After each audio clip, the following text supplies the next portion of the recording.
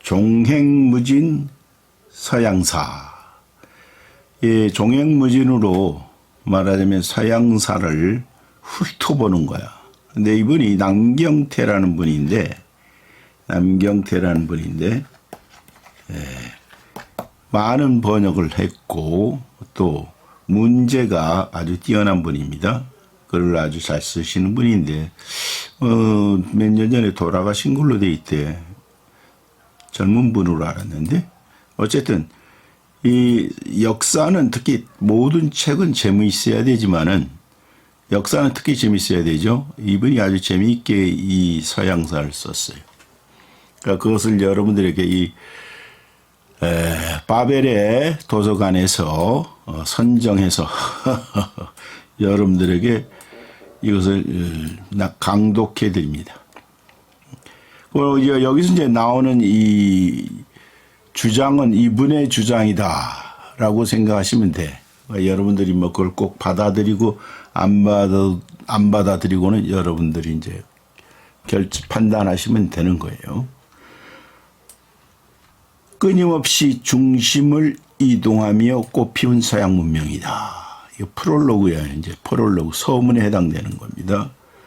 바람에 날려간 씨앗이. 인류 역사가 시작되는 시점을 말할 때 사람들은 흔히 4대 문명의 발상지라는 말을 쓰지만 실은 2대 문명이라고 해야 한다. 먼저 하나는 항어 문명인데 이것은 지금 동양 문명의 뿌리다. 나머지 세 문명은 항어 문명처럼 궤적이 확실하지 않다. 인더스 문명은 도시 유적만 남겼을 뿐 후대에 전승되지 않았고 메소포타미아 문명과 이집트 문명은 한데 합쳐져 서양 문명의 모태가 되었다. 여기 이제 크레타 섬이 있었죠. 그리스 아래 섬에 여기에 이제 메소포타미아 문명과 이집트 문명이 영향을 지대하게 미쳤어. 그래서 이것이 나중에 크레타 문명이 이 그리스 문명으로 흡수되는 걸 여러분들이 보셨죠.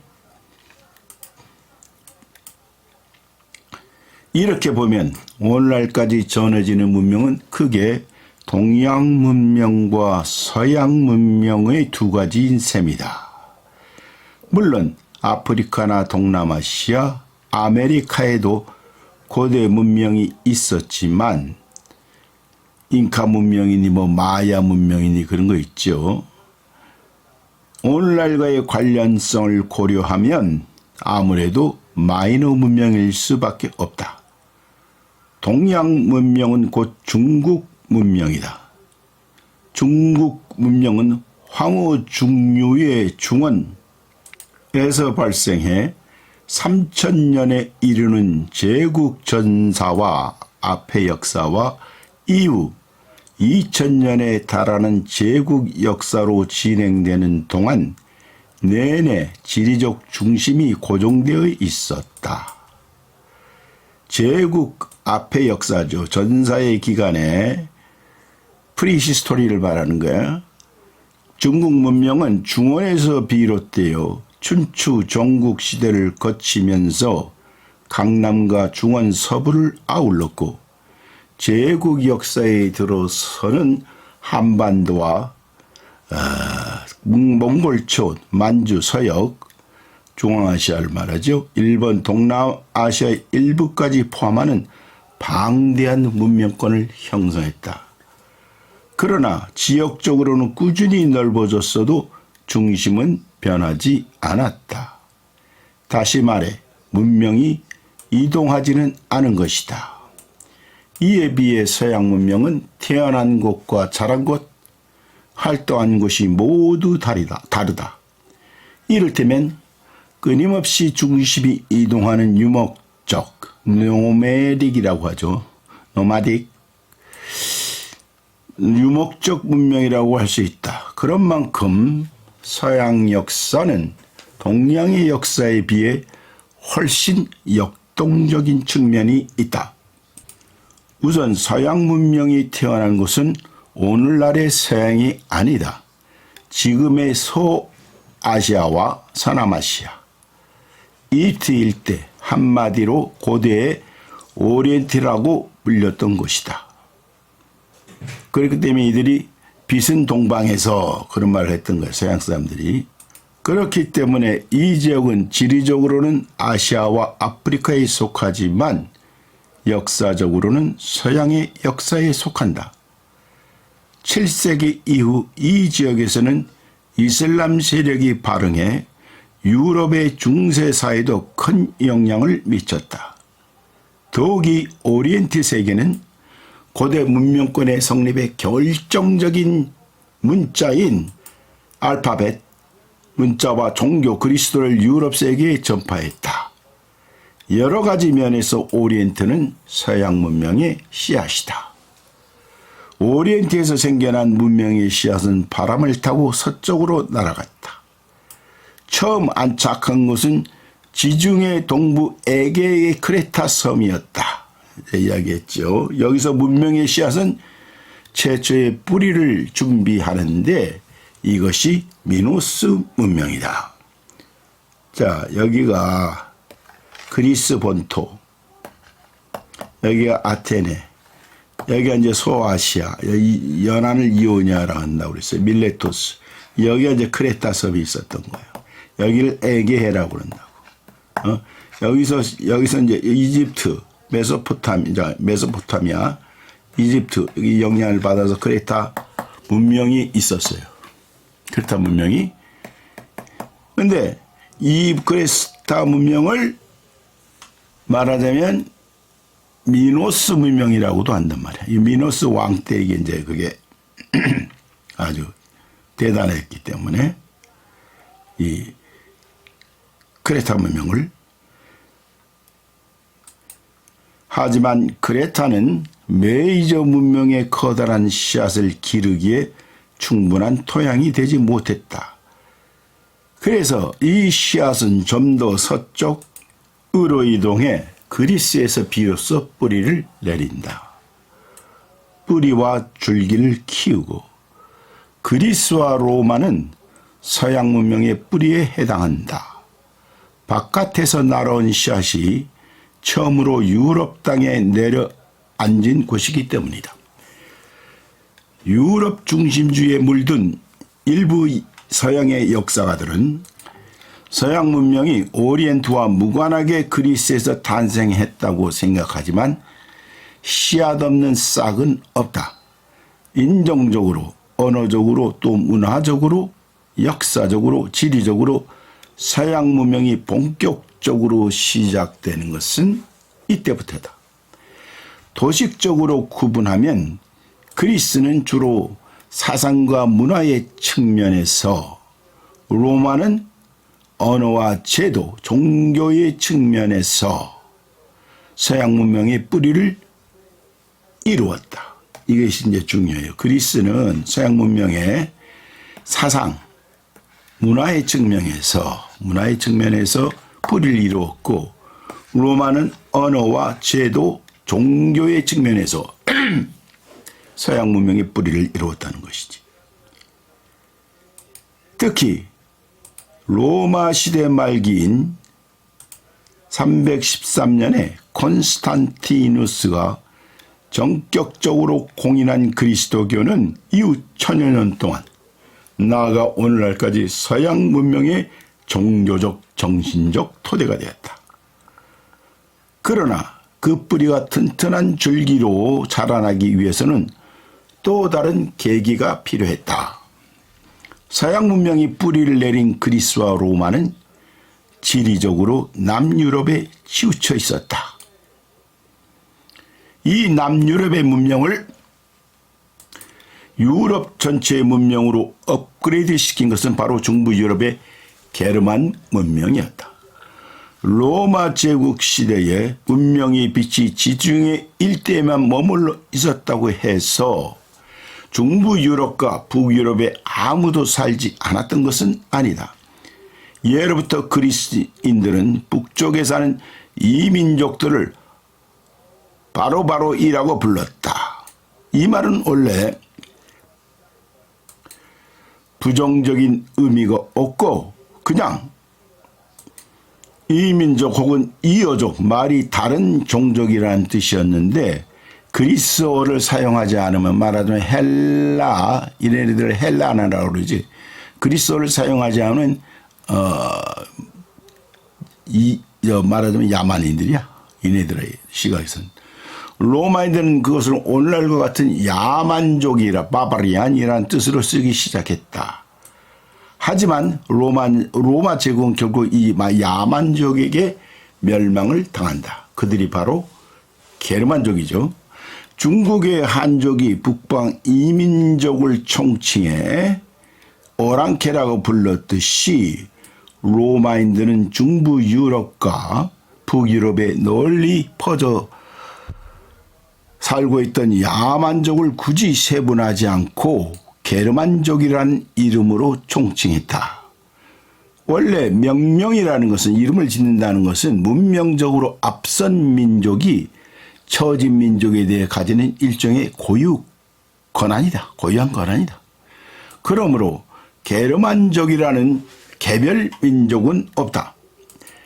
역사에는 고투족, 반달족, 롬바르드족, 프랑크족 등이 게르만족의 갈래라고 나오지만 감기가 끝물이라 목이 좀 걸립니다.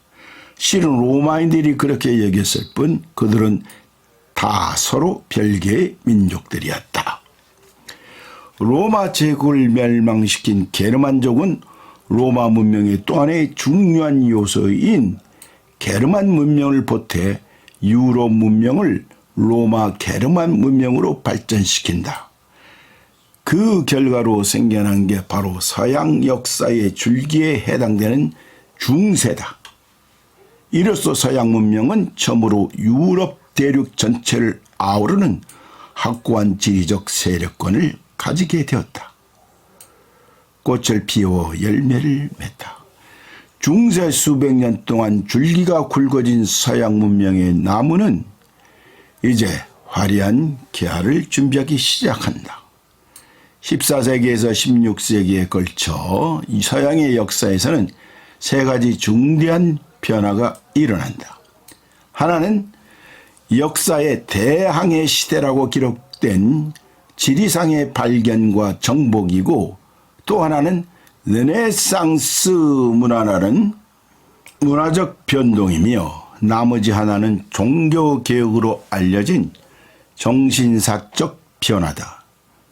하나만 해도 역사책의 수십 쪽을 차지할 만큼 중요한 변화가 셋이나 같은 시기에 일어난 것을 우연으로 돌릴 수 있을까? 그래서 서양 근세를 이루는 것 세 개를 3R이라고 그러죠. 3R. 르네상스의 R, 그리고 레포메이션, 종교개혁의 R, 그리고 하나는 뭐예요? 레볼루션, 혁명, 불란서 혁명과 뭐 이런 혁명, 이 3R이 근세를 이루는 거야. 꽃을 피우는 목적은 열매를 맺기 위해서다. 지리상의 발견과 정복은 인류 역사상 처음으로 지구 전체를 하나의 단위로 바라보는 문명권을 탄생시켰고, 르네상스와 종교개혁은 인간을 신에게서 독립시켜 인류 역사상 처음으로 예부 사물과 자기 자신을 대상화시켜 바라보는 인간을 탄생시켰다. 이게 이제 밑줄 쫙 그어야 될 것이지. 지리상의 발견과 정복은 인류 역사상 처음으로 지구 전체를 하나의 단위로 바라보는 문명권을 탄생시켰고, 르네상스와 종교개혁은 인간을 신에게서 독립시켜 인류 역사상 처음으로 예부 사물과 자기 자신을 대상화시켜보는 인간을 탄생시켰다. 그렇다면 그 괴화가 어떤 열매를 맺을지는 자명해진다. 이제 서양 문명은 이성을 바탕으로 하는 합리주의 문명으로 무장하고 바야흐로 세계 정복에 나서는 것이다. 그 과정이 자본주의 발전과 해외 식민지 개척으로 나타난다. 이분이 아주 그 요약을 잘해주고 있어요. 서양 문명은 이성을 바탕으로 하는 합리주의 문명으로 무장하고 세계 정복에 나서는데 그 과정이 자본주의 발전과 해외 식민지 개척으로 나타난다는 거지. 그러나 그에 앞서 성결해야 할 과제가 있다. 중세적 질서가 사라졌으므로 이제 새로운 국제 질서를 만들어야 한다. 중세의 종교적 통합성이 깨지자 서양 문명 내의 알력과 갈등은 곧장 전쟁의 양상으로 터져나온다. 17세기부터 20세기까지 서양의 역사에서 세기마다 한두 차례씩 대규모 국제전이 벌어진 것은 그 때문이다. 17세기 초반에 30년 전쟁이 있죠. 30년 전쟁. 18세기 에스파냐와 오스트리아의 왕위 계승 전쟁. 그리고 그 와중에서 벌어진 해외 식민지 쟁탈전. 이 30년 이 전쟁은 신성 로마 제국 내에서 이제 벌어진 전쟁이죠. 유럽 국가들이 다양하게 여러 국가가 개입한 아주 정치적으로 종교적으로 아주 복잡한 충돌이었다고. 이것이 이제 1618년부터 1648년까지. 그래서 30년 전쟁이라 하는 거예요. 이제 주로 이제 가톨릭과 종교 전쟁이니까 가톨릭과 이제 개신교 세력 간의 이제 갈등이 먼저였지만 이게 이제 가면서 이제 정치적 이유로 이제 확대된 거야. 그러니까 이제 독일에서 신성 로마 제국 그 문제니까 독일에서 주로 주무대였지. 그래서 뭐 주무대였는데 이제 스웨덴이라든가 프랑스, 스페인, 뭐 덴마크 등이 다양한 국가가 이 참전하게 30년 전쟁이에요. 18세기의 에스파냐와 오스트리아의 왕위 계승 전쟁, 19세기 초반의 나폴레옹 전쟁, 20세기의 양차 세계대전 등은 모두 그 일환이다. 그런 점에서 이 제2차 세계대전은 30년 전쟁으로 제기된 유럽 국가들 간의 영토 구역 문제를 완전히 해결한 최종적인 전쟁이었으며 전후에 성립된 국제연합 유엔은 중세 이후 맥이 끊겼던 서양세계의 통합적 국제질서를 400여 년 만에 되찾은 것에 해당된다. 한편으로 진통을 앓는 동안에도 서양 문명의 서진 현상은 멈추지 않았다. 남유럽에 지중계했던 로마 문명은 제국이 멸망한 뒤 북상에서 로마 게르만 문명의 소유럽 세계를 형성했다. 그러나 유럽에서 쪽땅 끝인 영국까지 오는 곳으로 끝날 줄 알았던 서양 문명의 이동은 또다시 서쪽으로 이동해 대서양을 건넌다. 16세기에는 에스파냐가 남아메리카를 차지하고 스페인이죠. 17세기에서는 영국과 프랑스가 북아메리카의 유럽 문명을 이식한다. 이로써 지구상의 모든 지역이 서양 세계에 알려졌다. 그러나 문명의 이동은 아직 끝나지 않았다. 다시 서쪽으로 태평양을 건너면 미지의 세계는 아니지만 서양 문명의 미정복지가 남아있다. 서양 문명에 못지않게 유구한 역사를 자랑하는 동양 문명이다. 아메리카처럼 인구가 희박하고 문명의 힘이 약한 곳이 아니므로 서양 문명은 영토적 점령을 끼하지 않고 경제와 문화를 통해 문명을 확산시킨다. 오랜 역사를 통해 얻은 서양 문명의 최종 산물인 의회 민주주의와 자본주의. 그래서 의회 민주주의는 자본주의의 정치적 표현이고, 자본주의는 의회 민주주의의 경제적 표현이므로 두 가지라기보다는 쌍둥이와 같다. 재밌죠? 의회 민주주의는 자본주의의 정치적 표현이다. 그리고 자본주의는 의회 민주주의의 경제적 표현이다. 자본주의가 동북아시아에 이제 이식되는 것이지. 20세기 말에 이르러 동북아시아는 서양 문명권에 편입되었다. 동양의 오랜 전통 문명은 살아있지만 정치, 경제, 사회의 기본적 하드웨어는 서양화되었고 토착 문명은 로컬 문명으로 축소되었다. 이제 서양 문명은 최종 목적지만 남겨두었다. 여기서 좀 더 서진을 계속하면 원래 출발했던 곳 서남아시아에 이를 것이다. 인류 문명사 5천년은 늘 글로벌화를 지향했다. 어느 개인이나 집단이 의식적으로 추진한 게 아니라 역사 자체가 그렇게 흐른 것이다. 서양 문명이 현재의 이슬람권까지 확산되면 그것으로 비로소 문명의 커다란 한 주기가 끝날 것이다. 그때가 되면 서양 문명이라는 지역 명칭을 쓸 필요도 없게 될 것이다. 고통과 피해의 역사.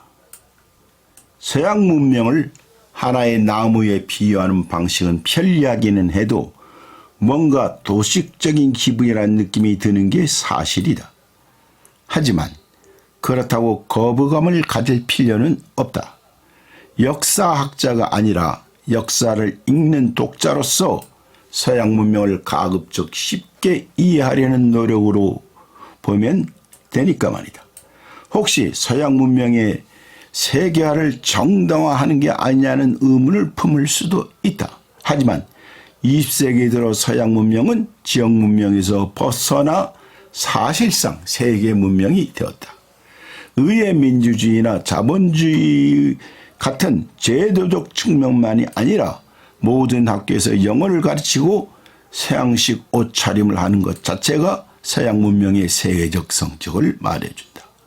따라서 이제 서양 문명이 출발은 로컬이었다고 해도 지방적이었다고 해도 유일한 글로벌 문명이라는 점은 싫든 좋든 또 옳든 그르든 현실로 받아들여야 할 것이다. 또 한 가지 서양 문명과 서양 역사에 대한 커다란 오해는 빛나는 승리로만 점철되어 있다는 생각이다. 그러나 서양의 역사를 살펴보면 피로 얼룩지지 않은 부분이 없다. 대규모 전염병이 여러 차례나 서양 세계를 덮쳤고 특히 14세기의 패스트는 14세기 유럽 전체 인구의 3분의 1을 죽음으로 몰고 갔다. 로마 제국의 황제들은 반란으로 권력을 잃으면 코와 혀가 잘리는 죽음보다 못한 차명을 당했으며 중세의 종교 재판에서 마녀로 낙인 찍히면 화형을 당해야 했다. 30년 전쟁 중 독일 지역에서 전쟁으로 죽은 사람은 무려 800만 명에 이르렀다. 산업혁명이 절정을 구가하던 19세기 초반의 영국에서는 6살 난 어린이가 열악한 환경에 하루에 16시간이나 일해야 했다. 그런 재앙과 비극을 미화할 수는 없겠지만 그 모든 게 서양 문명의 성장과 발달에 기여한 것만은 의심할 수 없는 사실이다. 특히 서양 문명의 총화와 결실이라 할 의회 민주주의와 자본주의가 발달하고 정착하는 과정은 수많은 사람의 피와 수백 년에 이르는 세월이 필요했다. 어쨌든 서양 문명이 세계적인 승리와 성공을 거둔 것은 사실이다. 이제부터 그 승리와 성공을 향한 서양사의 험난하고 험악한 여정을 살펴보기로 하자. 종횡무진 서양사 남경태 씨가 쓴 아주 탁월한 역사사라고 난 생각합니다. 재미있는 무슨 재미가 있어. 그것을 그 프롤로그를 살펴봤습니다. 이상 바벨의 도서관 관장이 여러분들에게 강독을 했습니다.